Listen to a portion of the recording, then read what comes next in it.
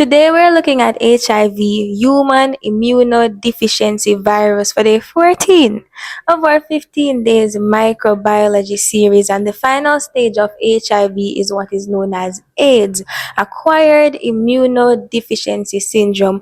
And not everyone with HIV develops AIDS if they're taking treatment and they are responding to the treatment. So a person with HIV is severely immunocompromised, the immune system is weakened, so they are prone to a whole heap of infections, like for example candida, which can cause oral thrush or thrush that thing, or esophagitis, or cryptococcus neoformans that can cause meningitis, or toxoplasma that can cause brain abscess, and a whole heap of other infections. So HIV is transmitted, or persons get it from someone else either by sexual contact, sharing needles or syringes, or the mother can spread it to the child during childbirth, delivery, or through breastfeeding. And this is how someone becomes infected with the virus. Now, the HIV virus has a gene known as ONV that encodes for a protein known as GP160.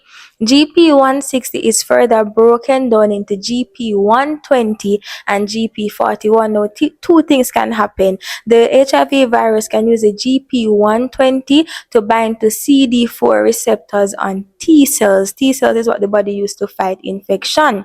After binding the CD4 receptor on T cells, the GP120 undergoes a change and allows it to bind to the CXCR4 receptor on the T cell as well later on in the infection. Then the HIV virus uses its own GP41 protein to fuse with the T cell and enter it. And there's another scenario as well. The HIV virus can use a GP120 to bind to CD4 receptor on macrophage, and then they can use that same GP120 early on in the infection to bind to another receptor on the macrophage known as CCR5. Then it uses the GP41 to fuse with the macrophage and enter it. And that's basically how somebody gets infected with HIV. And if this was helpful, stay tuned for tomorrow's video where we'll be looking at how HIV is treated. Thank you for watching.